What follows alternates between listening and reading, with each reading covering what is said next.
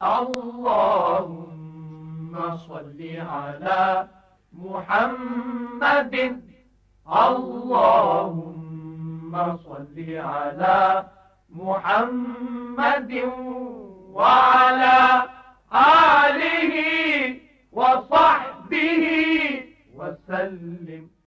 بسم اللہ الرحمن الرحیم. الحمد للہ رب العالمین والصلاة والسلام علی اشرف الانبیاء والمرسلین وعلی آلہ واصحابہ اجمعین. اما بعد. یہ خط لکھا ہے لاہور سے جناب محمد زبیر صاحب نے. آپ نے پوچھا ہے کہ حکم یہ ہے کہ اللہ کے سوا کسی اور سے مدد مت مانگو، اور اسی طرح جب ہم نماز پڑھتے ہیں تو سورہ فاتحہ کی تلاوت کرتے ہوئے ہم اللہ کے سامنے یہ بھی اقرار کرتے ہیں کہ ایاک نعبد و ایاک نستعین، کہ اے پروردگار ہم صرف تیری ہی عبادت کرتے ہیں اور تجھ ہی سے مدد مانگتے ہیں. تو کیا لوگوں سے مختلف کاموں میں مدد مانگنا جو دنیاوی کام ہوتے ہیں، تو کیا یہ بھی اس اقرار کے منافی ہیں یا اس اعتراف کے منافی ہیں جو ہم اللہ کے سامنے پیش کرتے ہیں کہ ایاک نعبد و ایاک نستعین کہہ کر؟ ہم نماز میں تکبیر تحریمہ کے ساتھ داخل ہوتے ہیں اور دعائے استفتاح پڑھنے کے بعد سورہ فاتحہ پڑھتے ہیں، جس میں اللہ کی حمد و ثنا اور تمجید بیان کرنے کے بعد اللہ کے سامنے یہ دعا اور یہ اقرار کرتے ہیں کہ ایاک نعبد و ایاک نستعین، کہ اے ہمارے پروردگار ہم صرف تیری ہی عبادت کرتے ہیں اور صرف تجھ سے مدد چاہتے ہیں. اس اقرار بلکہ عہد کا تقاضا ہے کہ ہم اللہ کے سوا نہ کسی کی عبادت کریں اور نہ کسی اور سے مدد مانگے. یعنی اس نوعیت کی استمداد یعنی مدد طلب کرنا جو عبادت کے زمرے میں آتا ہو، اللہ تعالیٰ کے سوا کسی اور سے نہیں کی جا سکتی. مثلا اللہ کے سوا کسی ہستی کے بارے میں یہ اعتقاد رکھنا کہ وہ ہر چیز پر قادر ہے، ہمارے حالات سے باخبر ہے، ہم جہاں بھی ہو ہماری فریاد سننے کی قدرت سے وہ بہرہ مند ہے، تو یہ شرک کے زمرے میں آئے گا اور اس عہد کی خلاف ورزی شمار ہوگی جو ہم ایاک نعبد و ایاک نستعین کہہ کر کرتے ہیں. تاہم جو امور انسانوں کے اختیار میں ہو ان میں تعاون کی اپیل کرنا، ایک دوسرے سے مدد لینا، یہ اس استعانت اور استمداد میں نہیں ہے بلکہ یہ اسباب سے استفادہ ہے جس کا ہمیں حکم دیا گیا ہے. چنانچہ سورہ الکہف میں ہے کہ حضرت ذوالقرنین نے لوگوں سے کہا کہ فَأَعِینُونِ بِقُوَّةٍ اجعل بینکم و بینہم ردما، یعنی تم افرادی قوت سے میری مدد کرو، میں تمہارے اور یاجوج ماجوج کے فسادی قبائل کے درمیان دیوار تعمیر کر دیتا ہوں. حضرت عیسیٰ علیہ السلام نے اپنی قوم سے کہا کہ من انصاری الی اللہ، اللہ کے دین کے لیے کون میرا مددگار بننے کو تیار ہے؟ ایسے امور میں استطاعت اور صلاحیت رکھنے والوں پر مدد کرنا اور تعاون کرنا اپنی طاقت اور استطاعت کے حد تک فرض ہو جاتا ہے.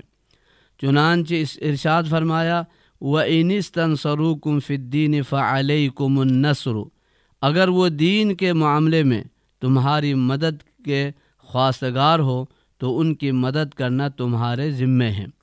نیز فرمایا وَتَعَاوَنُوا عَلَى الْبِرِّ وَالتَّقْوَى وَلَا تَعَاوَنُوا عَلَى الْإِثْمِ وَالْعُدْوَانِ، نیکی اور تقوی کے کاموں میں ایک دوسرے کی مدد کرو اور برائی اور سرکشی کے کاموں میں ایک دوسرے سے تعاون نہ کرو.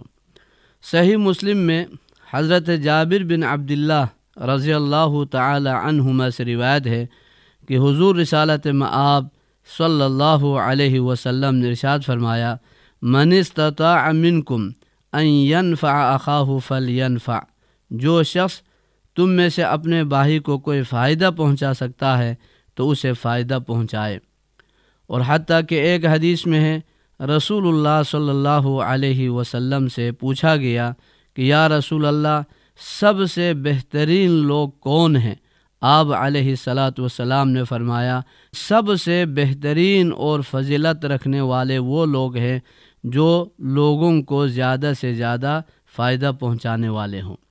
اور ظاہر ہے کہ اسباب کی دنیا میں باہمی تعاون کے بغیر رہنا ناممکن ہے، تو اس طرح تعاون طلب کرنا اس عہد کے منافی نہیں ہے جو اللہ کے سامنے ہم اقرار کرتے ہوئے ایاک نعبد و ایاک نستعین کہتے ہیں۔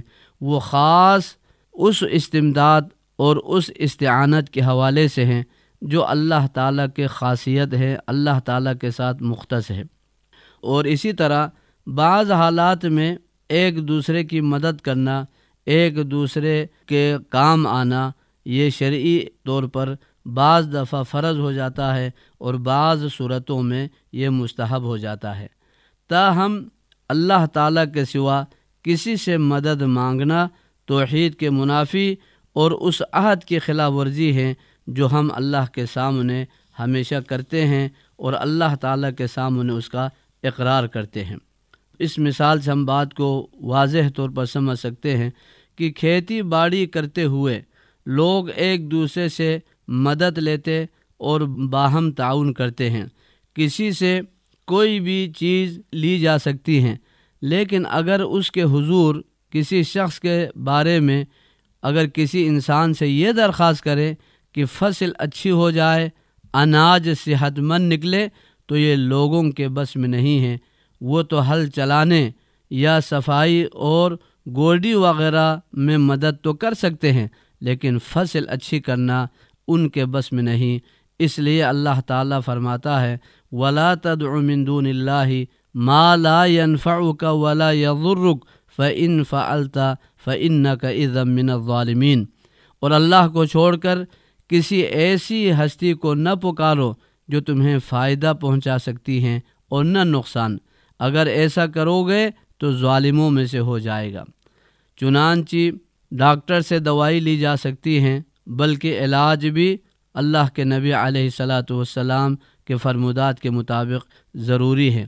یہ اسباب اور وسائل اخذ کرنا، اس پر عمل کرنا، یہ بھی توکل اور استعانت باللہ کے منافی نہیں ہے۔ حتیٰ کہ حکم یہی ہے کہ اللہ کے نبی علیہ الصلاۃ والسلام نے فرمایا کہ ایک دفعہ کہ اونٹ کے گوڈے باندھ دو اور پھر اللہ پر توکل کرو۔ تو لہٰذا اسباب اور وسائل کے حوالے سے دنیاوی امور میں ایک دوسرے سے مدد مانگنا یہ عقیدہ توحید کے خلاف نہیں ہے۔ ہاں، وہ چیزیں جو ما سوائے اللہ کے کوئی اور کر نہیں سکتا، اس حوالے سے جو اللہ تعالیٰ کے ساتھ خاص ہے، ان چیزوں میں اگر ہم غیر اللہ سے، اللہ کے سوا کسی اور سے مدد مانگیں گے تو یہ شرک کے زمرے میں آئے گا۔ اللہ تعالیٰ ہمیں صحیح عقیدہ اور صحیح اللہ کی معرفت عطا فرمائے۔ بسم اللہ الرحمن الرحیم۔ اے اللہ، اے ہمارے پروردگار، تو غنی ہے اور ہم سب فقیر و محتاج ہے، تو قوی ہے اور ہم سب کمزور و ضعیف ہے۔ ہمیں اپنے فضل سے نواز اور اپنے سوا سب سے بے نیاز کر دے۔ اے اللہ، ہم تجھ سے ہدایت اور تقوی کے طالب ہیں، ہمیں عفت و استغنا کی دولت عطا فرما۔ اے اللہ، ہمارا دین و ایمان سنوار دے اور اسلام اور قرآن کے ساتھ ہمارا تعلق مضبوط کر دے کہ اسی میں ہمارا بچاؤ ہے۔ ہماری دنیا سنوار دے کہ اس میں ہماری زندگانی ہے اور ہماری آخرت بنا دے جہاں ہم نے جانا ہے۔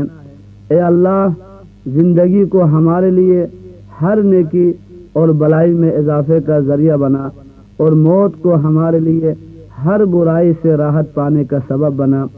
اے اللہ، ہمیں معاشرے کے لیے مفید فرد بننے کی توفیق عطا فرما۔ ہمارے وطن عزیز کو امن و سکون کا گہوارہ بنا، اسے ترقی و خوشحالی کی راہ پر گامزن کر دے اور ہم سب کو اس کی مخلصانہ خدمت کی توفیق عطا فرما۔ آمین ثم آمین یا ارحم الراحمین۔